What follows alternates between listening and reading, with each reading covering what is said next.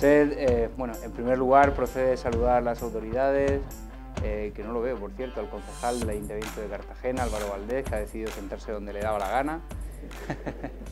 Ilustrísimo señor decano del Ilustre Colegio de Abogados de Cartagena, miembros de la Corporación Municipal del excelentísimo Ayuntamiento de la Unión, compañeros, amigos, bienvenidos al Ayuntamiento de la Unión, bienvenidos a este salón de plenos, la casa donde reside la soberanía municipal, que hoy tiene pues el privilegio, el gusto, el honor, el orgullo de acoger la presentación de este libro, Historias increíbles de un abogado de oficio, que ha escrito José Muelas. Para la gran mayoría de ustedes, José Muelas no necesita presentación, pero por si hay alguno despistado, he de decir que José Muelas es abogado, un abogado de raza, un abogado que ha defendido siempre las causas de la propia abogacía, aun en contra incluso de sus propios intereses. Pepe ha sido decano del Colegio de Abogados durante 8 años. Pepe ha sido el fundador de movimientos tan esenciales e importantes para la abogacía como el movimiento T, la famosa brigada tuitera, que consiguió derrotar las tasas judiciales. También ha sido el fundador del primer sindicato de abogados de España, abogados de oficio, que pues aún estamos ahí en las vías de que se nos reconozca el derecho a sindicarnos. Pepe ha conferenciado en todo el mundo, desde Cartagena de España hasta Cartagena de Indias, pasando por todo lo que engloba precisamente el globo. Y hoy, pues, bueno, todos conoceréis también su faceta como escritor, pues, en los posts de Facebook, en sus famosos blogs, en definitiva, en todo lo que tuviera que ver con las nuevas tecnologías, de las que ha sido también siempre un embajador, de la relación entre las nuevas tecnologías y el derecho.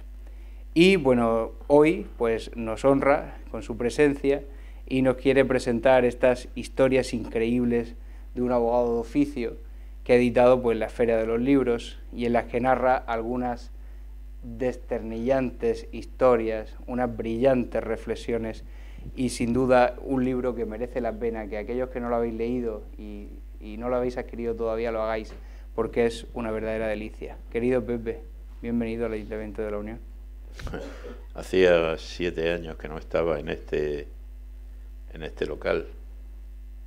Y la última vez que estuve, que estuve contigo. Tú eras aspirante a cantador flamenco y yo también. Gracias a Dios detectamos nuestros límites y nuestras posibilidades a tiempo.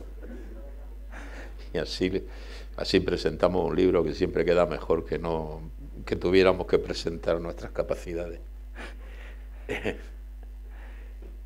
A ver, lo primero es que gracias a vosotros, ¿no? Toneladas de cariño. A ver,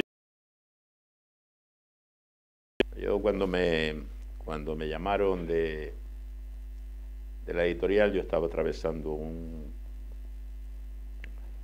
momento complicado y de pronto pues suena el teléfono y un famoso juez mediático me pregunta si le puede dar mi número de teléfono a una editorial. Y yo le dije que bueno. Luego la editorial resultó ser Esfera, que es la editorial del Mundo, y resulta que querían que les escribiese un libro y además querían pagarme. Digo, bueno, vamos a ver, yo escribo gratis en mi blog, yo escribo gratis en montones de sitios, en la cadena SER todos los lunes hay un programa que hago gratis. Digo, ahora, ¿queréis que escriba y me pagáis? Digo, bueno, pues naturalmente sí. Y de pronto me dicen, sí, pero tienes 1 mes y medio y tienen que ser 300 páginas. Y digo, a estar yendo de un lado para otro porque apenas si podía salir de casa. Dije, bueno, mira, me entretengo, dádmelo. Claro, luego empiezan los problemas. ¿Qué cuento? Porque si cuentas un asesinato, se va a identificar enseguida. Si yo cuento, yo habré defendido como 12 asesinatos, más o menos. Primero con Miguel. Pero claro, si yo cuento que una chica de Santa Lucía apuñala a su madre porque su madre no quería dejarla prostituirse para que se inyectara heroína, todo el mundo en Santa Lucía va a saber quién es esa chica. Y si yo cuento conversaciones que he tenido con esa chica, pues estoy vulnerando el secreto profesional. Y en Madrid me quieren muchísima gente. Me quieren tanto que van a leer el libro solo para descubrir si en algún momento vulnero el secreto profesional. Entonces, claro, tenía que tener cuidado. Y eso fue lo más complicado. Y luego, además, los editores quieren... No, tú cuéntanos historias del turno de oficio. Ya, pero contar historias del turno de oficio...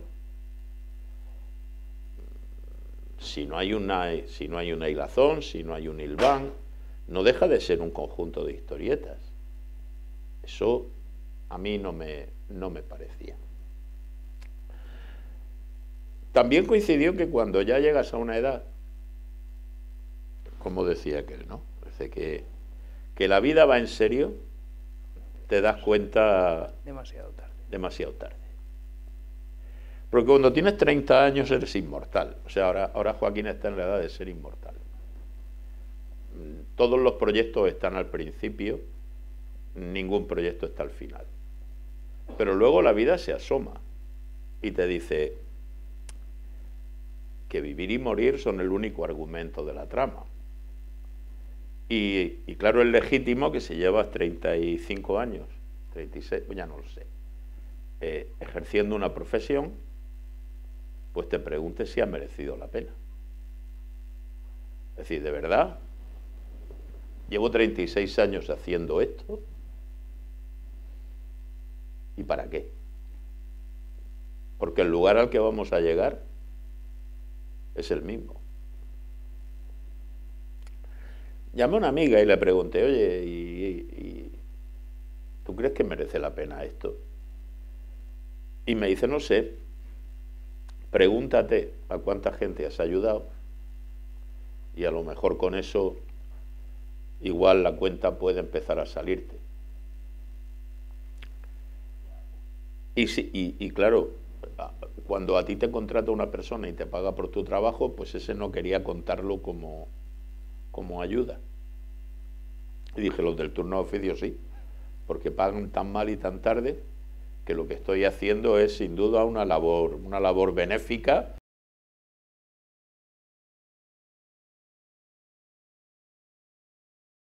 No podía recordar lo grande, los asesinatos o los delitos que salen en los periódicos, ¿no? Pero sí te acuerdas de los delitos pequeños y de gente pequeña. Y gente pequeña y grande a la vez. Yo estoy seguro que muchos de los abogados que estáis aquí os acordáis del Kung Fules. El Kung Fules era un drogadicto que hacía posturas de Kung Fu a la policía. Y como estaba tan canijo y se caía de las propias enfermedades y debilidades que tenía, cuando hacía dos posturas así, pues el policía le daba una bofetada y claro, el Kung Fules caía cao allí, era detenido y... Claro, tú no puedes contar la historia del Kung Fules, pero, claro, porque le llamaban el Kung Fules porque hacía Kung Fu. Pero le puedes cambiar el nombre y con base en su nombre, pues puedes decir, bueno, pues en vez del Kung Fu utiliza el nunchaku, ¿cómo se dice nunchaku en cartagenero? Luchaco, perfecto. Le vamos a poner el luchaco y la historia va a ser de otro heroinómano. Todas las historias de los heroinómanos terminan igual. Bueno, salvo la de este, que terminó por sobredosis de plomo de Posta Lobera. Y claro, tampoco puedes explicar qué es lo que pasó en la Unión en algún momento. Los que tengáis cierta edad y seáis de la Unión, recordaréis que aquí hubo un enfrentamiento fuerte entre dos clanes. Aquello arrastró muchas cosas, e incluso algunas al turno de oficio.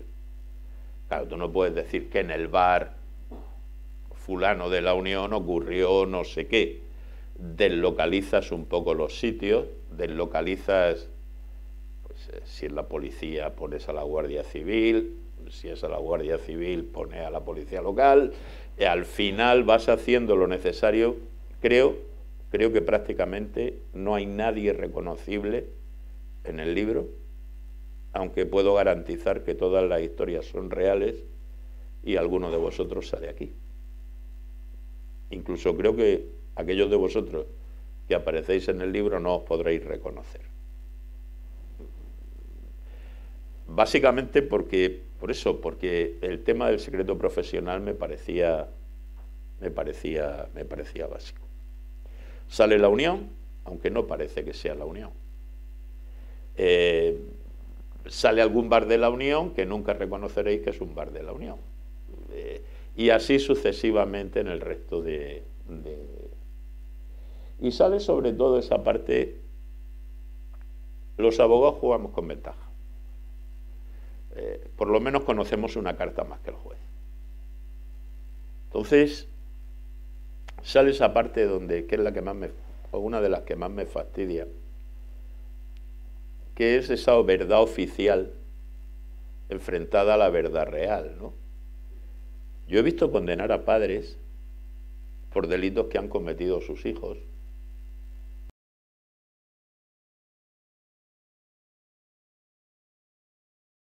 el riesgo de ser condenado él. He visto hermanos que se han dejado condenar por un delito que había cometido su hermano. Y luego he visto a jueces diciendo en el juicio: a mí no me vas a engañar, pero tú te crees que yo soy tonto, claro. Y tú estás allí pensando y dices, pues probablemente tienes unas altas posibilidades de serlo. Porque claro, yo no puedo revelar que el delincuente ha sido el hijo de mi cliente, pero es que te estás equivocando por completo y lo lamento. Y es verdad que muchas veces les ayudamos a equivocarse, ¿no? Y es lo que trato de contarle a la gente, que no existe la cara de inocente, que los procedimientos en los juzgados pueden fallar y que nunca estás exento de tener un problema serio con la justicia, y que cuando lo tengas, pues al final solo vas a tener un remedio, que es tu abogado. Creo que no revelo nada si os cuento un poquito la primera historia. Se llama El alegre Mustafa. Y un musulmán que había cobrado el sueldo, su dinero, y estaba tan contento que decidió irse a tomarse una cerveza. Eso, claro, ofendía a Alá, ofendía al Corán, ofendía a todo, y sobre todo ofendió a su equilibrio mental, porque agarró una cogorza de dimensiones notables. Lo que pasa es que a Mustafa las borracheras no le daban tristes, le daban alegres, y entonces comenzó a hablar con todo el mundo en el bar. Y en pocos minutos había molestado a toda la clientela. El dueño del bar llama a la Guardia Civil, y la Guardia Civil recurre al expediente más sencillo, es decir, los papeles. A Mustafa le dice: no los tengo, es que los tengo en las chabolas, pero si ustedes me acompañan a mis chabolas, yo les enseño los papeles.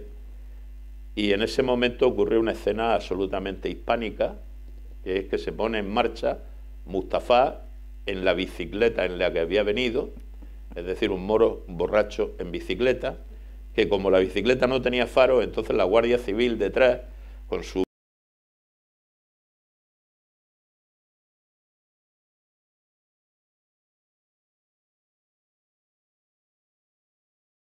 igual piensa que es la Santa Compañía, ¿no? Hasta que llegan a la chabola de Mustafa. Mustafa abre la puerta de la chabola para entrar a por los papeles, y entonces sobre una cama hecha con cajas de cerveza Estrella de Levante aparece un cadáver. Y claro, le dice a la Guardia Civil: muy buenos papeles. O sea, con esto vas a estar tú aquí Pues no sé, pero en España vas a tener una residencia larga.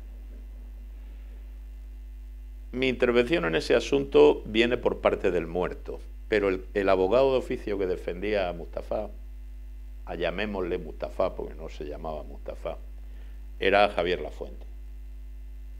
A Mustafa no lo creyó nadie. Mustafa juraba en francés, en árabe, en español, en beduino, que él era...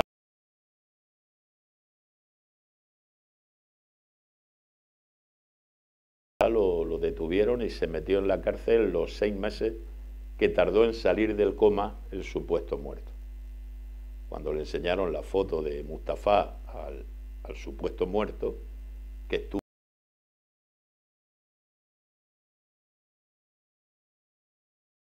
Resulta que Mustafa, con la folloneta, con la noche, se había confundido de choza y había abierto la puerta de las chozas de al lado.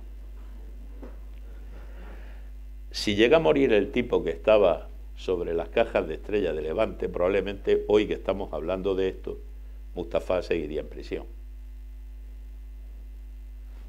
Por eso a mí esas seguridades, y a partir de ahí comienzo a contar asuntos en los que las cosas no eran como parecían y afortunadamente terminaron bien.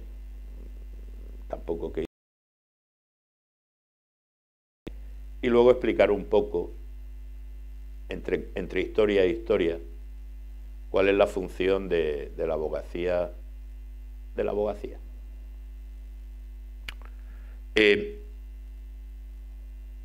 Los abogados muy a menudo no nos damos cuenta, porque los abogados defendemos a nuestro cliente, y ese es nuestro objetivo.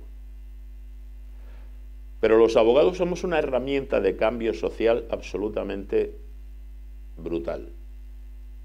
De eso se han dado cuenta en algunos países y utilizan eso que se dice en inglés y lo lamento, el cost lawyering. Piensen, por ejemplo, en la tremenda ventaja que tienen los usuarios intensivos de la Administración de Justicia frente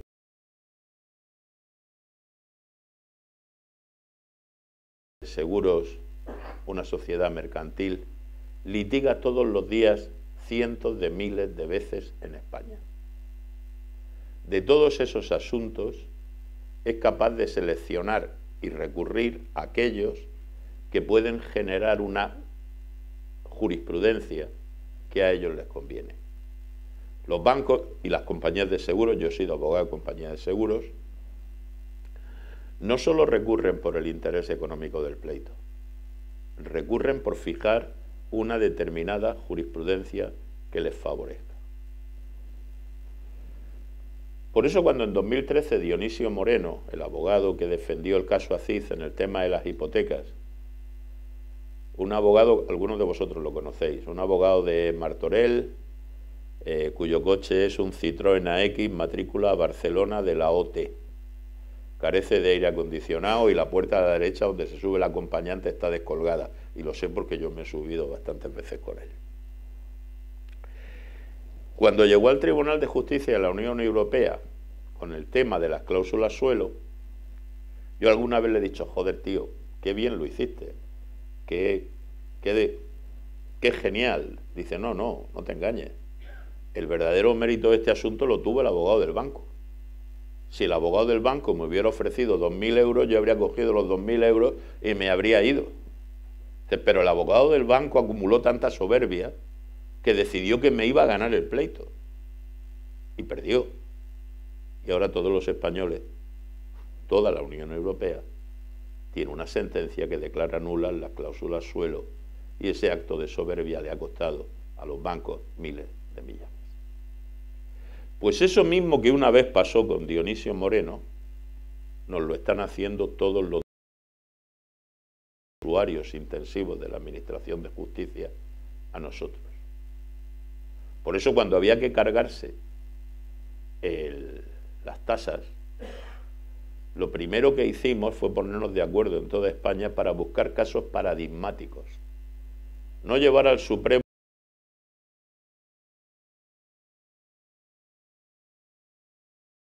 evidentes que las tasas vulneraban nuestro derecho al acceso a la justicia, que el Tribunal Constitucional tuviera que darnos la razón en ese punto.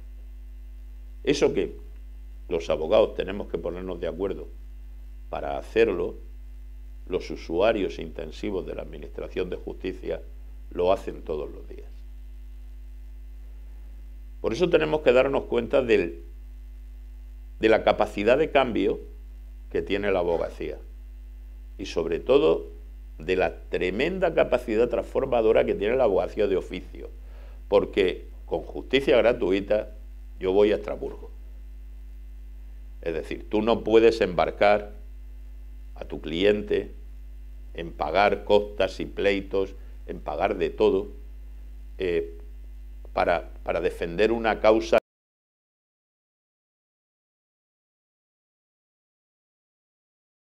Hay que apurar hasta el final, porque nosotros no solo estamos defendiendo a nuestro cliente, estamos defendiendo una causa social y general.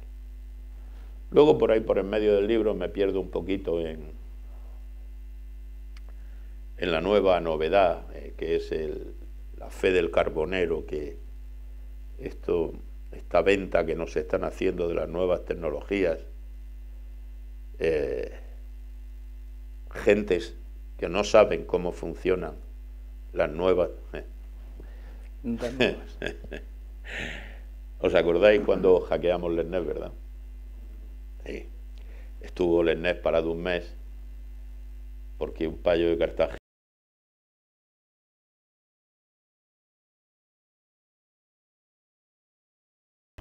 de la Unión.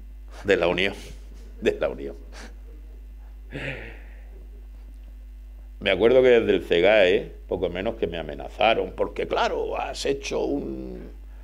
te has metido en un buzón de alguien que no conoces, y yo les dejaba, sí, digo, me encanta cómo la representación de los abogados, en lugar de apoyar a su compañero abogado, poco menos que están tratando de abrirle unas diligencias penales, algo a lo que no se atrevió ni el ministro. Lo que no sabían, hombre, ha llegado mi secretaría, menos mal. Lo que no sabían es que yo no había hackeado una cuenta cualquiera. Yo había hackeado la cuenta de un payo de la Unión y que estaba de testigo una alza galica de Cartagena. Menos mal que no me iban a dejar a los pies de los caballos, porque si llegan a abrirme las diligencias penales y él dice, yo no sé nada, yo habría tenido un problema serio. Esta confianza en los sistemas informáticos, confianza que no la merecen, me ha llevado, y sobre todo ahora con el mundo de la inteligencia artificial, me ha llevado más por pelea ideológica a llegar al Constitucional con algunos asuntos, y algunos hemos ganado, y se nos ha dejado abierta la puerta para poder atacar esa fe del carbonero que tenemos en sistemas informáticos que no saben lo que hacen, que no sabemos qué es lo que hacen. Y esa parte también me apetecía dejarla. No voy a contar el libro, léeroslo, las escenas son diversas, es decir, hay historias pequeñas, porque el arte pequeño es artesano, entonces no quería hacer nada y con esas pequeñas historias trataba de contar pues una visión, y ahora si no lo digo reviento, es decir, he dicho antes que sentía cariño a toneladas, pero me estoy dando cuenta que tengo aquí a mis 3 ahijados. Tengo a Cristian, tengo a Joaquín y tengo a Rocío. Eso es un lujo africano. De esa parte me acabo de dar cuenta ahora. En fin, que el libro lo he escrito como pude, en el tiempo que me dieron, con las páginas que me dieron, que ahora estoy disfrutando. Yo comprendo que cuando te edita una editorial importante, pues va mucho más cómodo.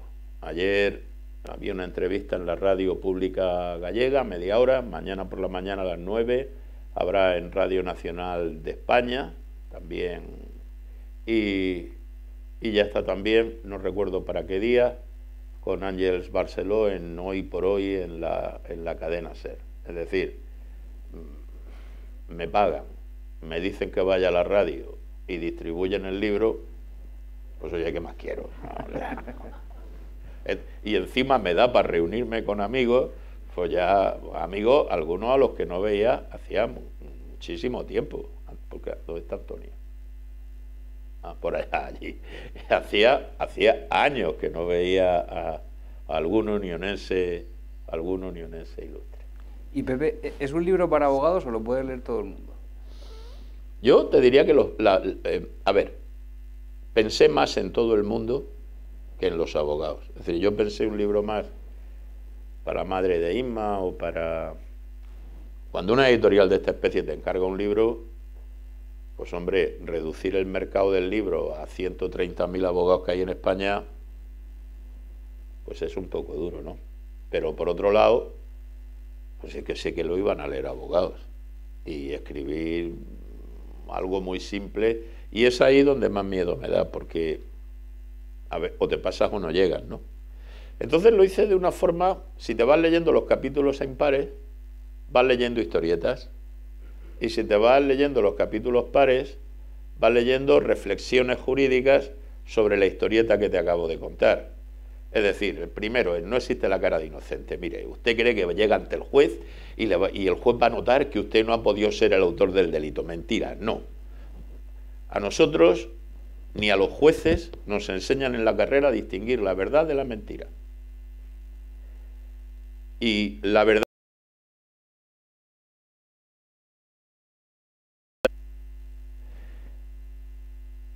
Si tú crees que existe la cara de inocente, te engañas. A mí me da miedo cada vez que... que hay un juicio por personas absolutamente legas en cuanto a los indicios de veracidad o mendacidad, que dicen, no, está diciendo la verdad. Si Emilia Gutiérrez Cava va adelante, interpreta a doña Inés, pues sí, ella se llama doña Inés, pero luego además esa inmediación es prácticamente una losa que vas a arrastrar hasta el Tribunal Constitucional o hasta el Tribunal Europeo de Derechos Humanos, porque el tribunal siempre te dice, no, el inferior que tiene la inmediación. Pues mire, no es verdad. O sea, ningún juez, ningún abogado, ningún jurista ha cursado el más mínimo estudio que te permita distinguir los rasgos de veracidad o mendacidad en el testimonio o en la conducta de una persona. Por eso, lo que más admiro en un juez es la humildad. Es decir, él da la opinión, pero los jueces que creen que su opinión es correcta o que están demasiado seguros de la correcta. Les he dicho que no hay nadie reconocible en el libro, salvo una persona que espero que no se moleste. Es un juez de amplia cabellera, pero sé que él se reconocerá a sí mismo, pero también sé que no le va a molestar. Pero me era imprescindible, porque el juego capilar que hubo en el juzgado de guardia entre un declarante y él, yo tenía que contarlo. En fin, lo que os digo, historia, reflexión, historia, reflexión. Puedes ir saltándote los capítulos pares si lo que quieres son leer historietas, y puedes ir saltándote los capítulos impares si lo que quieres leer son algún tipo de reflexión no demasiado profunda. Por ahí. Que yo no sé si tú lo has leído. He tenido poco tiempo. Bueno, pero he de decir que me conozco casi todas las historias. Ya. No te creas. Hay que decir que la única que se conoce todas las historias es tu mujer. Pero di por qué. Me alegra que me hagas esa pregunta. Porque el tiempo era tan escaso que yo no tenía tiempo de corregir las pruebas, ¿no? Y además yo estaba escribiendo en la cama la mayor parte del tiempo y metiendo unas erratas de grueso calibre, ¿no? Y entonces La mujer de Joaquín, aparte de ser abogada y buena, es filóloga, y pues aproveché. Le fui mandando las historias para que se las fuera leyendo y las fuera corrigiendo. Ella se puso en modo súper experto y la corrección del texto es casi una edición anotada. Luego se pasa la editorial tiene unos correctores que someten a tu consideración las correcciones, así que hice un arbitraje donde coincidían Gema y los correctores de la editorial, se ponía la corrección, donde no coincidían decidía yo y ya está. Y al final se han colado algunas erratas casi imperdonables, no culpa de ella, culpa del tipo de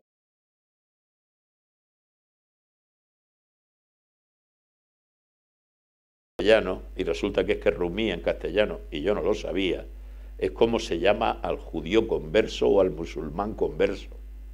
Claro, yo había puesto tu rumí hablando de tu mujer, y aquello ha acabado convertido en el libro en un musulmán converso. ¿Qué le vamos a hacer? Le metió una coma allí el corrector que destroza todo el sentido.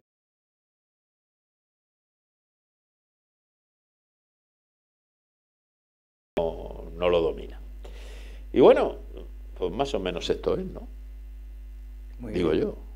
¿Y te parece si creo que estamos en el foro apropiado, que estamos entre amigos, que somos muchos abogados, que otros que no lo son, pues quizás estén interesados quizás en hacerte alguna pregunta? ¿Te apetece? No estaba preparado. ¿Te apetece? Mientras no me pregunten sobre nada de política, todavía. Bueno, a Pepe se le puede preguntar de política porque Pepe se ha dedicado y mucho a la política. De Pepe escribió este autor lenguaraz, Paco Umbral, un artículo en El Mundo que decía ¡Viva Muelas! Y cuéntale tú por qué. Eso fue una época, fue una vida anterior. Yo he tenido muchas vidas antes de la de ser abogado. He sido jugador de ajedrez. Bueno, eso lo has dicho tú, ¿no, Lorenzo? Lorenzo es que es jugador de ajedrez también. Oye, llegué a jugar contra el campeón del mundo la final del Máster de Benidorm, contra Rustam Kasimdzhanov. Yo no sé ese día que me tomé, pero lo hice. Y una de las cosas que hice fue, bueno, pues estaba en el partido político de Adolfo Suárez. Tengo el gusto de haber hecho alguna campaña electoral con Adolfo Suárez por el País Vasco. He podido hablar con él, he tenido la suerte de poder hablar con él a solas.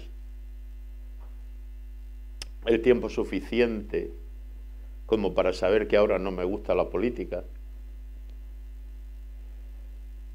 Y bueno, y hubo un congreso. Yo siempre he creído, ahora ya no. Lo decía Churchill, ¿no? Lo de 1000 discursos me han hecho cambiar de idea, pero ninguno me ha hecho cambiar de voto. Yo siempre pensé que a los ciudadanos normalmente constituidos cambiar de voto era tan sencillo como hablarles y tratar de convencerles. Eso puede parecer una ingenuidad, pero en 1991 se convocó un congreso de mi partido, donde se presentó todo el mundo y yo presenté una enmienda a la totalidad a la ponencia política, ¿no? Recuerdo que además mi mujer se enfadó muchísimo conmigo, porque tonterías que tiene uno cuando es un crío. Y candidato viene de candidus, de cándido, de blanco. Entonces, cuando pensé cómo me tenía que vestir para hablar ese día, yo iba allí a decir mi verdad y a que me echaran, básicamente, ¿no? Entonces me puse una chaqueta casi blanca, gris clara. Mi mujer se cogió un cabreo terrible diciéndome que era una hortera, que si pensaba que estaba yendo a corrupción en Miami. El caso es que se vive ese momento mágico, tienes 700 personas. Me llamo José Muela, vengo de Cartagena, tengo 30 años. Cuando tenga 40 quiero poder seguir votando a este partido. empecé así.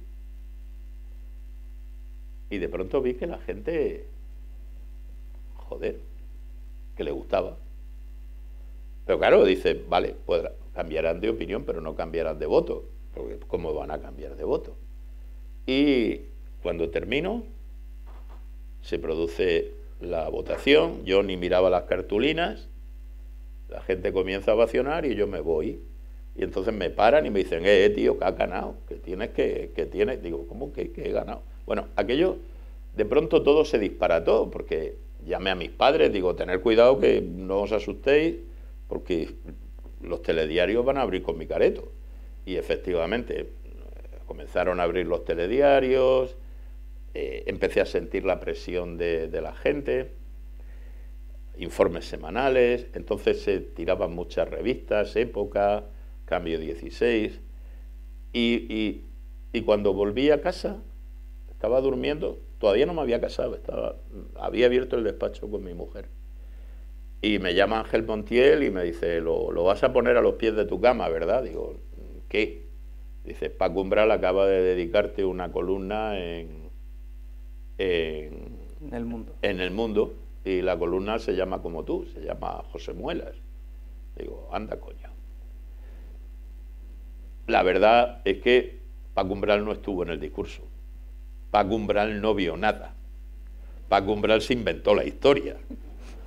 Pero claro, Paco Umbral es un escritor, y es un escritor bueno, y la historia se la inventó perfecta.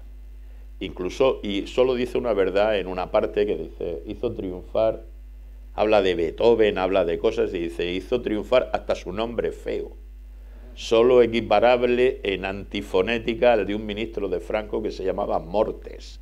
Dice, ¿se imagina usted a la masa gritando viva Mortes? Dice, pues, ayer la masa gritó viva Muelas. Pero yo en ese momento acababa de abrir el despacho con mi mujer y yo no iba a ser político. Yo lo que quería ser era abogado. Por eso es legítimo, cuando ya llevas los años necesarios, mirar atrás y preguntarte si ha valido la pena.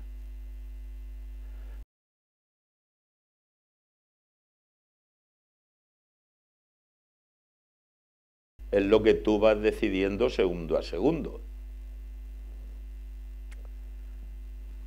Joaquín, recuerdo que me lo preguntó, me dice, oye,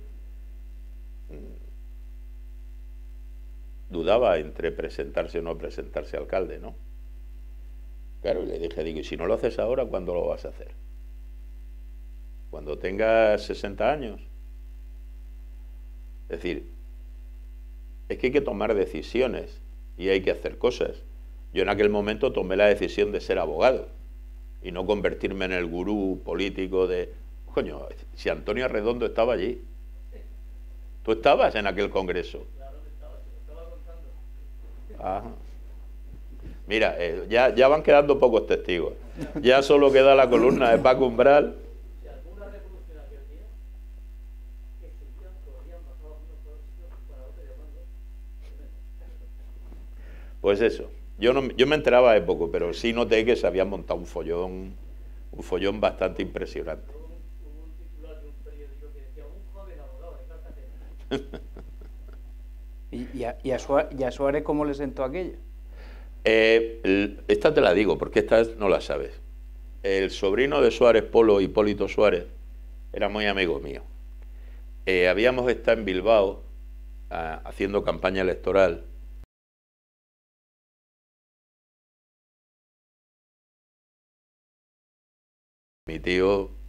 A mi tío no le va a molestar. Y me acuerdo, desde las pocas cosas que me acuerdo, que de pronto los periodistas empezaron a encimar a Polo Suárez y él decía, no, yo he votado sí, yo le he votado sí a la moción de Muelas. Y todo el mundo, pero dice que no. ¿Sabes? El hombre se buscó allí un medio follón porque los periodistas le hicieron la misma pregunta que tú acabas de hacer ahora. ¿Y eso cómo lo asenta tu tío? Su tío era un tío grande, no tengo duda de que mal no le sentó. creo. ¿Pero entonces te parece bien que hablamos coloquio? O... Sí, sí, sin problema. Creo que había un micrófono por ahí. En la cabina de control hay un micrófono inalámbrico. Para el que quiera preguntar, porque esta es la grabación. Espero que no haya revelado nada que no se pueda publicar en YouTube. Porque tienes 4 cámaras. No, no, porque lo que he contado de Mustafa se puede saber. Yo no era abogado de Mustafa. A mí Mustafa no me revela nada. Lo que yo estoy contando está en una sentencia. Lo que yo no puedo contar es el resto de la historia, porque el resto de la historia ya sí soy yo abogado de una de las partes y esa se irá conmigo a la tumba. Ahí está el micrófono. ¿Alguien quiere hacer una pregunta, comentario, interpelación? Interpelación parlamentaria. ¿De verdad es que no? Hemos dejado un cuartico de hora para el coloquio. Están...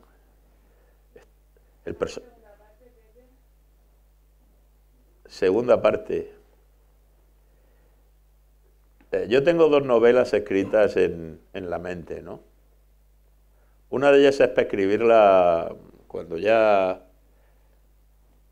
quede poco, de forma que lo que pase después me dé igual, ¿no?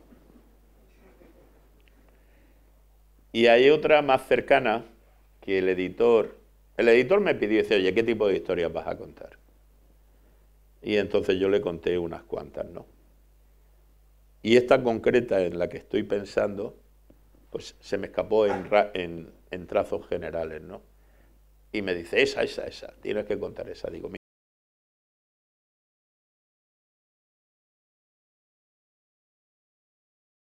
otra novela, sobre todo porque hacer literatura es escribir bien. Y a mí escribir en mes y medio 300 páginas me parece una blasfemia. Pero es lo que quiere el editor. Y el editor te presiona y no, tiene que salir porque tiene que salir para tal fecha, porque tal. Joder, y resulta que tú ya has cogido el dinero. Que es el momento que te dan ganas de decir, no, mira, si a mí lo que me ha alegrado es que hayáis pensado que yo puedo escribir bien. Ya estoy contento, toma, te devuelvo tu dinero y ya no lo escribo, porque el premio ya me lo habéis dado. Pero bueno, había cogido el dinero, me lo había gastado y lo único que podía hacer era rellenar las 300 páginas. El resto, pues ya está, aquí anda. Bueno, nadie pregunta, seguramente... Mira, Antonio Redondo ha levantado la mano. Joder, Espérate que llegue el micrófono, Antonio. este es peligroso. Vitante, no lo sabes tú bien. Y la vas a resolver ahora.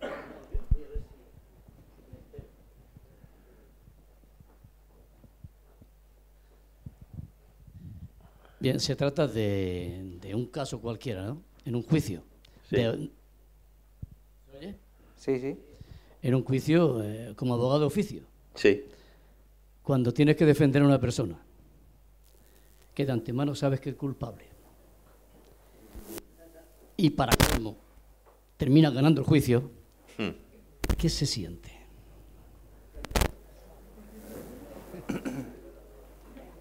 mira, aquí está Juan.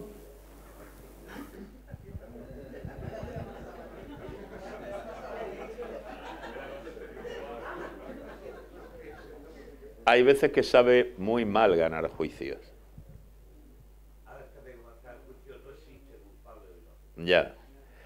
Me acuerdo que hubo un juicio que Juan en el Supremo logró rebajarle la condena a un tipo al que yo acusaba como acusación particular. Dentro de mí, aquel tipo no era tan culpable como el jurado había determinado. Y me acuerdo que yo volví a casa, se leyó el veredicto sobre las 12:30 de la noche, y yo volví a casa y volví a casa jodido.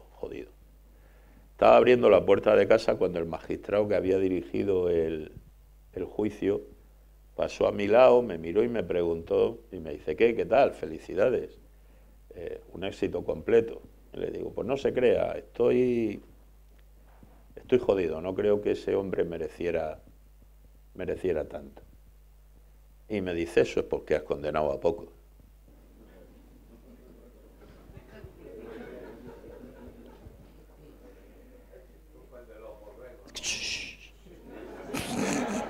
Eso lo corta.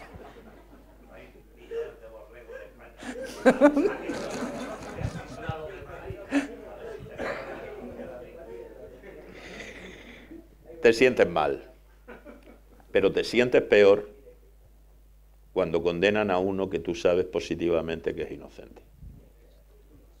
Ahí sí que te sientes mal de verdad. Y luego la frase de defender a uno que sabes que es culpable, entre la culpabilidad y la inocencia hay muchísimos grados, y hasta después del juicio y de escuchar a todas las partes y de escuchar todas las pruebas, no es que sea arriesgado, es que debería estar prohibido emitir un juicio de veracidad o culpabilidad. Pero eso hoy día es poco menos que imposible. Hoy día se detiene a una persona y poco menos que ya tiene hecho el juicio de culpabilidad en el periódico del día siguiente. Y eso es lamentable. Mira, tienes cerca... Me acuerdo de Verónica, de un día. Ella era novata del todo, ¿no? Y iba a hacer un caso de oficio. Yo me había pasado antes por el juzgado de guardia a ver cómo iba el tema y sabía que había un caso de violencia de género. Y la veo que va a defender el asunto, yo ya me estoy tomando las tostadas en el bar y la veo que pasa, toda alegre ella, camino del juzgado, la saludo. ¿Dónde va? Dice, no, es que estoy de guardia. Y me quedo pensando, Virgen Santa. O sea, hoy vas a tener fiesta. Porque cuando tú defiendes a alguien así y llegas a casa, está la mirada del padre que te dice, nena, y esto no lo puede defender otro. O la madre que te dice, hija, ¿y no podrías tú dedicarte a otra cosita que no sea defender a este tipo de gente, ¿no? O a toda la prensa que dice, aquí tienen ustedes a la persona que está defendiendo a este criminal. Y de pronto te encuentras tú solo contra el mundo. Tú solo contra la policía que lo considera culpable, contra el juez de instrucción que entiende que hay indicios racionales de criminalidad, contra la opinión pública, y tú, abogado, lo único que puedes hacer es escribir papelitos. Porque el policía llega y te detiene. El juez dicta una orden y te manda a prisión. Pero ¿tú qué puedes hacer? Salvo tratar de persuadir al mundo de que tu cliente no es tan culpable como parece. Eso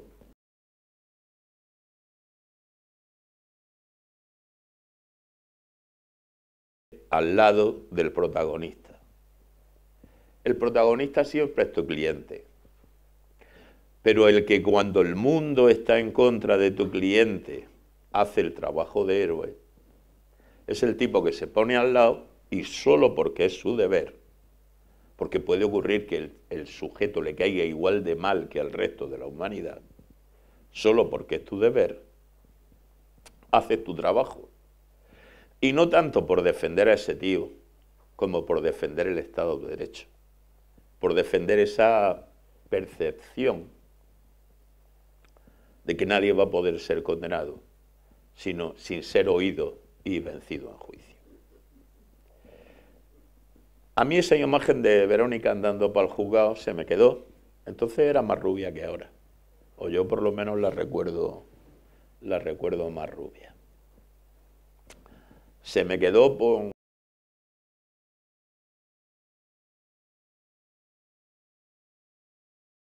Se te va a quitar la alegría. Y bueno, no sé cómo salió aquello. O no sé ni siquiera si al final el hombre nombró un abogado particular que le defendiese, pero yo me quedé con esa imagen. Rafael Sánchez Quirante. Hombre, Viva Pacheco. Hola, buenas noches. Bueno, vaya por delante, que enhorabuena, Pepe, por el libro. Bueno, no puedo decirte, ya te la he dado personalmente. Sí. Y a mí me surge un par de dudas. Una es si, hasta donde tú sabes, se ha escrito algo parecido acerca del turno de oficio.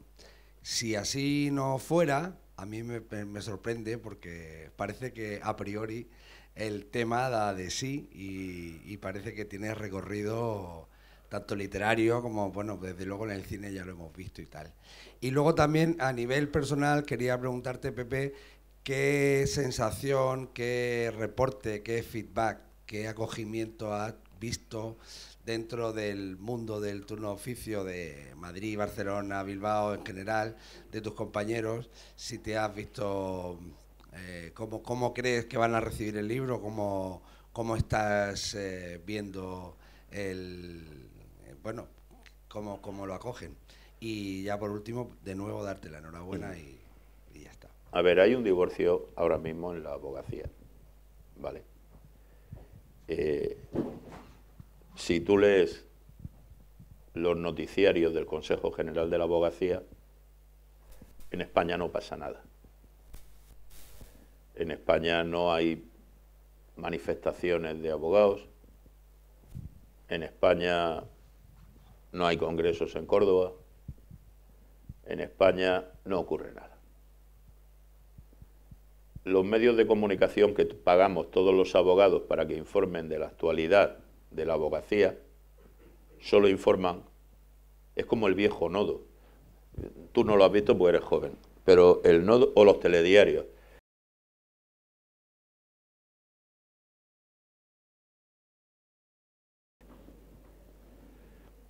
Mi madre, que no es sospechosa de ser izquierdista,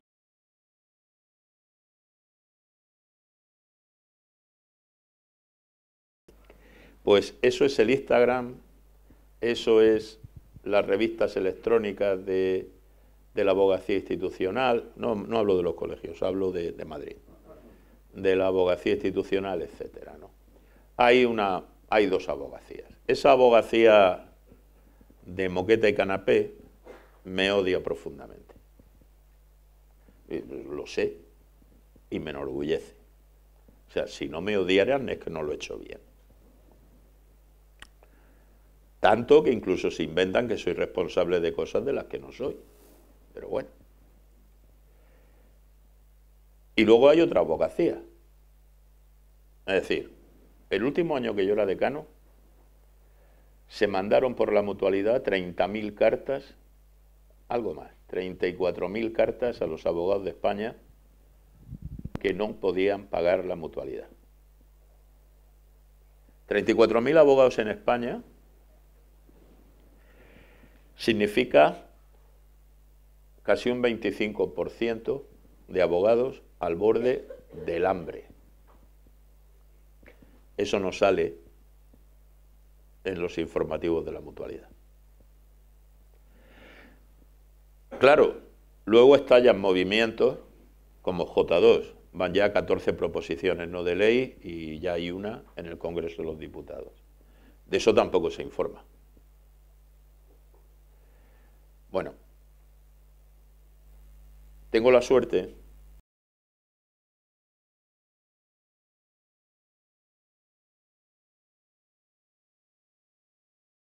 mucho. Yo ya no puedo darles por motivos personales lo que les he estado dando en otras ocasiones. Y ahora mismo también tengo derecho a cuidarme yo. Pero sé que me quiere y sé que puedo organizar cualquier presentación en cualquier lugar de España con un importante número de asistentes. ¿Que cómo se ha recibido? Pues muy bien. Muchísima gente lo ha comprado incluso antes de que estuviera a la venta, lo han hecho en reserva. Estoy invitado a ir a prácticamente casi todos los lugares de España, no puedo hacerlo. O sea, en diciembre tengo una semana que por diversos motivos tengo que dedicarla a mí, Luego esta Navidad, tal, que me queda la segunda semana. Tengo que hacer una presentación en Madrid. ¿Dónde me apetece hacerla? Tengo que presentar en Barcelona, tengo que presentar en Valencia. Él se adelantó a todo el mundo. O sea, vamos a ver, esto está siendo aquí porque este sacó el córner y lo remató. Y antes de que yo le preguntara nada, ya tenía el cartel hecho y convocado él. Que, por cierto, mil gracias. Mil gracias, porque además mola que sea en la Unión. Es verdad. Hombre, y mola ver a Encarna, por ejemplo. Mola ver a Ángel. Mola ver Tienes que nombrar a todos al final. Mola, claro, claro. Hombre, a Peiró, ¿quién lo esperaba? Nadie. Ver a Peiró fuera de Cartagena. Ver a Peiró fuera de Cartagena y que no se le caiga el... Es decir, ha pasado por La Esperanza y no le ha ocurrido nada. Es maravilloso. Entonces, bueno, Juan, es un gustazo tenerte aquí. Bueno, y a Bart es que es incombustible. Otro ahijado mío Fíjate, Félix es ahijado mío vicario, porque le hice la canallada más grande que se le ha podido hacer nunca. ¿Os acordáis de Punset y de Raúl Morodo y esta gente? Bueno, pues justo el día de la jura de Félix, que yo tenía que ser su padrino, la Internacional Liberal convocó en el Grove, en los días de la fiesta del marisco, convocó una conferencia sesudísima para hablar de principios políticos y cosas de estas. Y al final yo aparezco como su padrino, pero que quien estaba con él era mi mujer, que estaba de madrina con Félix, porque yo me fui a comer marisco al Grove realmente. Es decir, que he mencionado a Joaquín, a Rocío y a Cristian, pero aquí el verdadero damnificado es Félix. Pero bueno, uno de esos pecados que cada vez que voy a su despacho y veo la foto de su jura y veo que está él y mi mujer, digo, madre de Dios. Me acuerdo del Grove y de los mariscos. Joder, eso sí, me comí un lumbrigante. No te arrepientes. Que no, sí me arrepiento, créeme que sí.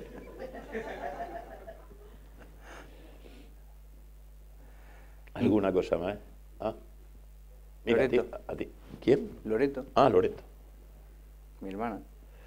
Anda, es verdad, es ella. Estudia Derecho. Sí, eso sí lo sé. No sé cómo no le has cambiado la idea. A mí, como estudiante de Derecho, que solo estoy en segundo año, me gustaría preguntarle si tendría algún consejo, o más bien alguna advertencia sobre el mundo de la abogacía, algo que te hubiera gustado que te contaran en la carrera, pero que luego descubres conforme vas ejerciendo y pasando años allí. Bueno.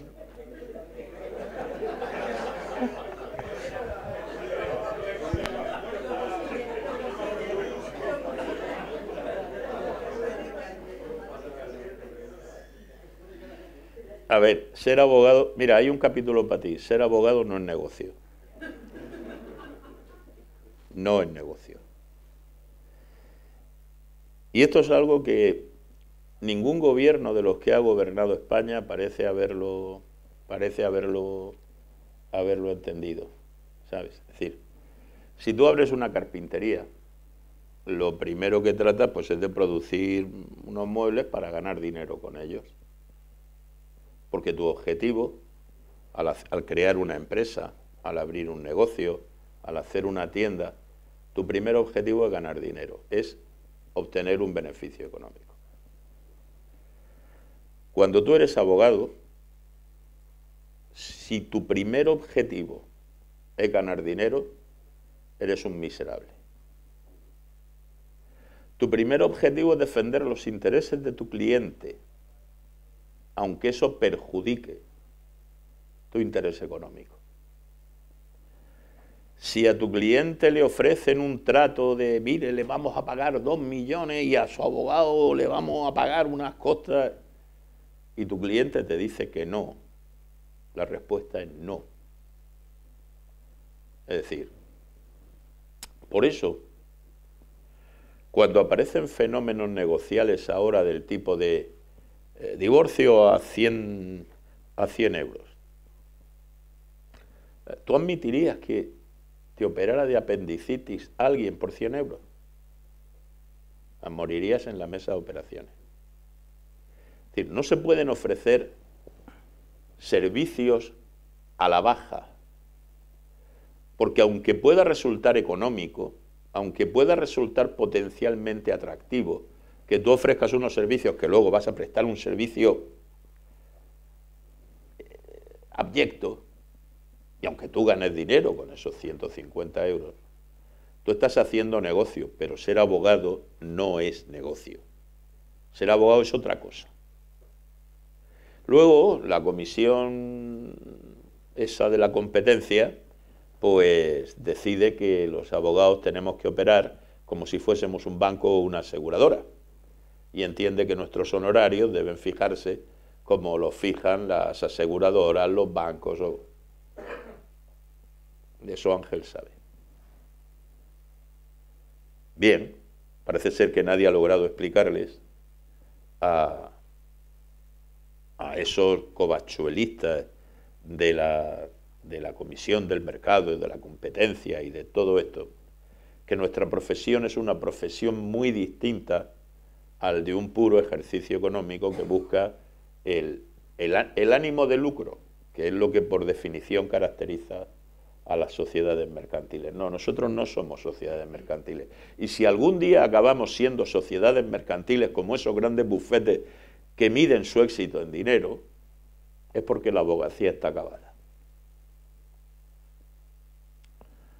Si un bufete mide su éxito en la cantidad de dinero que ha logrado obtener, es que no sabe cómo los abogados miden el éxito.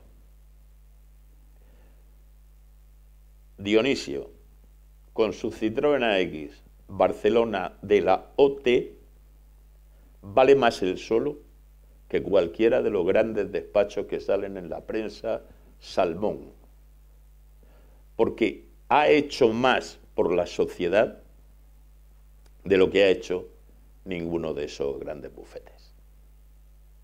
Para mí, esos bufetes no son la abogacía que yo hago. Muy bien.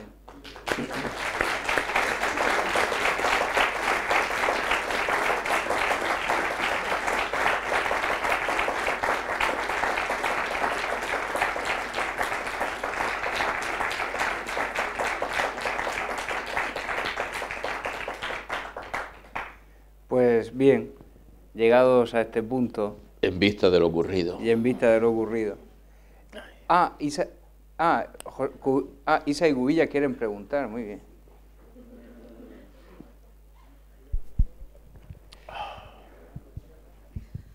Bueno, yo quería preguntarte qué opinas de la ideología de género en la justicia, si efectivamente hay igualdad entre el varón y la mujer o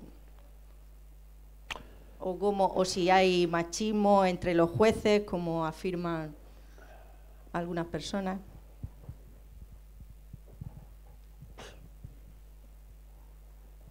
A mí de la ideología de género y de las leyes que se hacen, ¿sabes lo que me gustaría a mí? Que en la administración de justicia hubiese una muy buena forma de medir los resultados. Las sociedades, la gente, cree muchas veces que las cosas se solucionan con mano dura y delitos, ¿no? Es decir, aparece cualquier delito en la prensa y tienes siempre un montón de gente pidiendo 200 años, 40 años de cárcel, 90 años de cárcel. Hemos castigado delitos como el asesinato con las penas más crueles que te puedes imaginar, hemos descuartizado, y sin embargo sigue habiendo asesinatos. Hay países deleznables donde el adulterio se castiga con la muerte, y todos los años hay adulterios. A veces hay una pulsión humana que no es controlable con ninguna ley. Yo me acuerdo cuando la heroína empezó a causar daño, los forenses muy a menudo no consideraban que la heroína fuese una circunstancia modificativa de la responsabilidad criminal. Es decir, tú te inyectas heroína por tu propia voluntad y con la heroína no acabó las leyes duras. La heroína, que en los 90 mató a media Unión, yo recuerdo que venir al cuartel de la Guardia Civil de la Unión en los años 90 era ver a un muerto en trámite, porque creo que más del 50% de la gente que yo tuve en instrucción en aquellos años en la Unión no llegaron a juicio. ¿Quién acabó con eso? ¿Acabó una ley dura que mandara a la cárcel a los heroinómanos? Con la heroína acabaron otras medidas. Con el tema de la violencia de género hay demasiada política alrededor. Hoy ya van 55 mujeres, creo, fallecidas este año. Pero creo que la cifra no era muy distinta del año anterior, ni del año anterior, ni del año anterior, ni del año anterior. A lo mejor hacen falta más medidas, no solo las penales. No es cuestión solo de eso, seguramente. A lo mejor pasa como con la heroína, que si queremos curar esta lacra o este cáncer, tendríamos que pensar de una forma mucho más abierta y mucho más global. Pero es que en España no tenemos estadísticas de cómo van las cosas, no hay una estadística judicial buena. Me acuerdo cuando pedíamos el juzgado de lo mercantil, menores. Lo que es el territorio que cubre la sección quinta de la Audiencia Provincial son unas 400.000 personas. No hay juzgado de menores en Cartagena. Y si te vas a Murcia y preguntas cuántos menores han delinquido en este espacio, cuántos delitos se han cometido en el territorio que comprende la sección quinta de la Audiencia Provincial, te van a decir que no lo saben, porque no se computa. Cuando no apareces en las estadísticas, estás muerto, has desaparecido. Si en España no se hacen estadísticas de cuántos alcaldes son asesinados, es solo un ejemplo, nunca sabremos si hay que proteger a los alcaldes. Es decir, que deberíamos tomarnos en serio la justicia y deberíamos tomarnos en serio la política criminal y saber también que hay cosas que no arreglan las leyes. Bueno, me acuerdo un catedrático mío de Derecho Civil que en el Zalacaín lo vi un día que se estaba aplicando un Ocarbei, y cuando llega a dar la clase coge el micrófono, se lo pone medio tal y empieza a decir, porque el Código Civil, si la ley dice que debo 1.000, pues el juez me obliga a pagar 1.000. Pero la ley le dice a mi mujer que tiene que quererme, respetarme y cuidarme, y si no me quiere, me respeta y me cuida, ¿qué hace el juez? Y después me manda a la calle y me divorcia. El derecho no lo arregla todo. El derecho arregla lo que puede arreglar. Y este tema de violencia de la mujer, yo no veo, a día de hoy, no creo conocer ningún juez que yo haya podido detectar en él sesgos machistas. No lo conozco. Ya, no lo conozco. que habría que hacer, que habría que pensar con serenidad y extrayendo la lucha política de todo esto, pues sí. Estamos demasiado politizados. Hoy día, si tú le preguntas a cualquiera de la sala qué le parece la amnistía, dependiendo de si dice sí o no, lo que estás haciendo es etiquetarlo políticamente. Y de hecho muchas veces se pregunta eso, no tanto por saber lo que piensa, sino por saber dónde etiquetarlo. Para saber qué piensa alguien de la amnistía, por ejemplo, si lo ha estudiado, necesitaría una hora para empezar a explicar cuál es su posición. Estamos demasiado tensos, demasiado crispados y no parece que vayamos a destensarnos ni a relajarnos en los próximos años.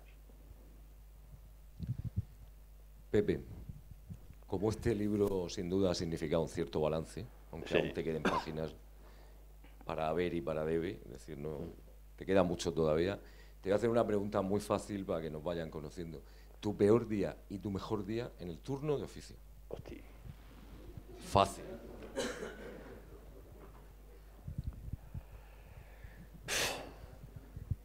Qué difícil es decir eso. Había días muy malos, pero había días muy malos. Mira, el peor día yo creo que fue uno de mis primeras guardias. Vino un detenido, llevaba una paliza, le habían metido una paliza absolutamente evidente. Estoy hablando de de finales de los 80. Entonces los juicios eran muy diferentes de ahora, ¿no? Para que os hagáis una idea, el juez de instrucción podía instruir y fallar la misma causa. Que no había...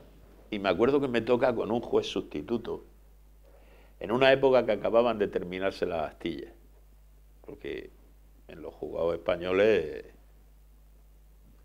se cotizaba.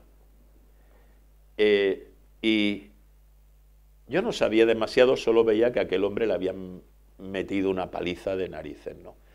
Y me puse tenso.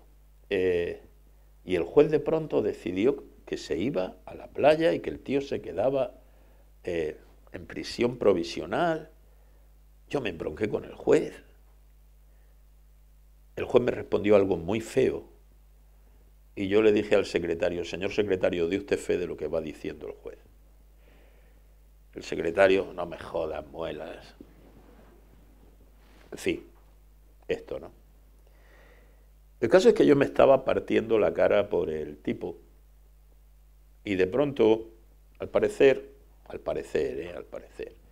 la paliza se la podían haber dado la policía local. Y un policía me dice: está bien que hagas tanto esfuerzo, pero ese tipo no hace más de una semana tuvo encañonado en el suelo con una pistola a un policía. Se te baja el surplus, ¿sabes?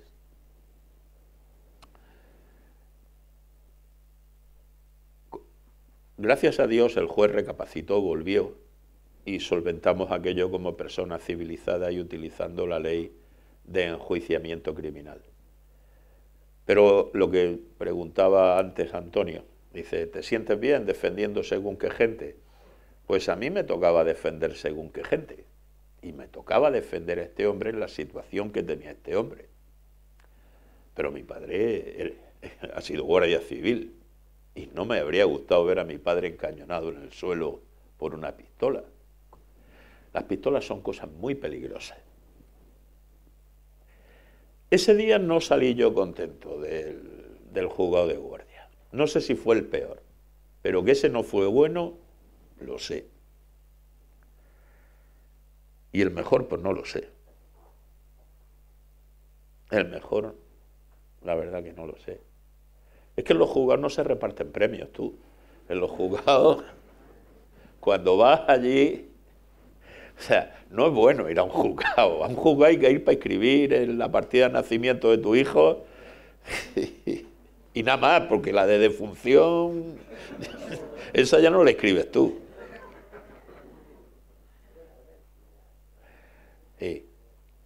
Difícil esa pregunta. Bueno.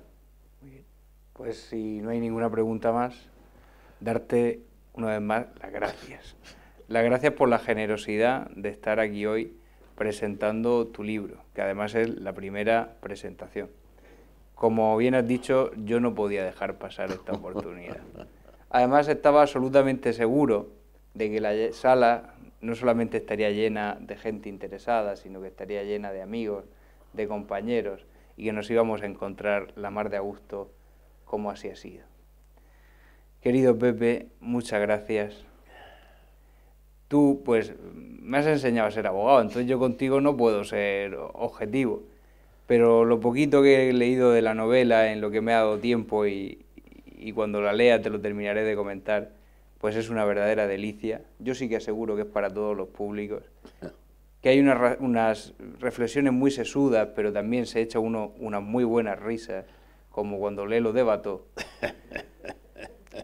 Cuando lo lean lo entenderán. Un poquito escatológico, pero... Y yo no puedo sino darte la enhorabuena. Muchísimas gracias. Gracias a ti, Joaquín.